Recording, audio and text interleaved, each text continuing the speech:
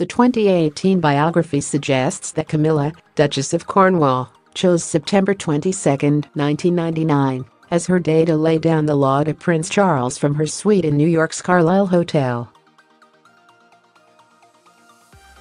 2 years after Princess Diana's death, Mr. Bower claims in his book Rebel Prince that Camilla told the Prince of Wales, "I won't stop it.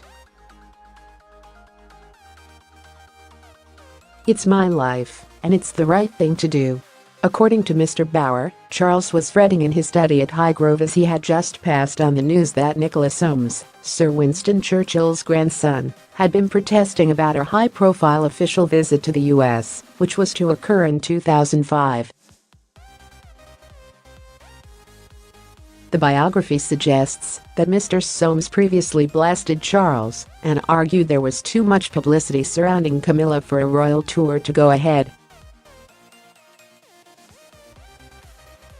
Mark Bolland, the prince's then 33-year-old assistant private secretary, was the orchestrator of how Charles and Camilla appeared to the world. However, as the book reveals, Mr. Bolland was stood inside the New York suite when he witnessed Camilla's outburst to Charles and admired her scathing dismissal of the prince's pleas and insisted that an official tour was the right thing to do.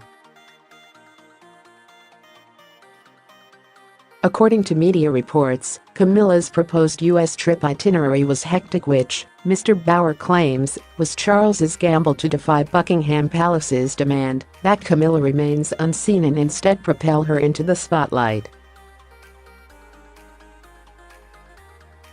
Mr. Bower claims Camilla was determined to emerge from the shadow of her predecessor's glorious conquering of the US in 1985.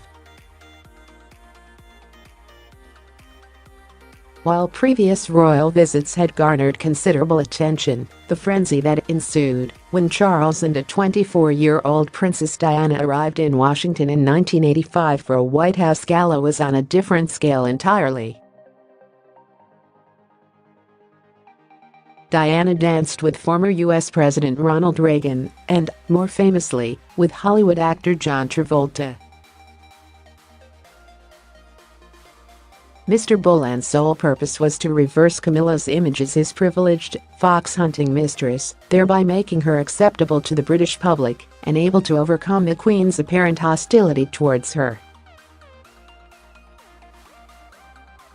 However, as the years went by, the Duchess of Cornwall would snap to Charles and ask, "Why can't I meet your mother?" Mr. Bower claims that she would ask, "You're off to the theater with friends, so why can't I come?" It is claimed in the book that Mr. Bolland's PR tactics had to hit a new level because, according to Mr. Bower, the Queen was unmovable.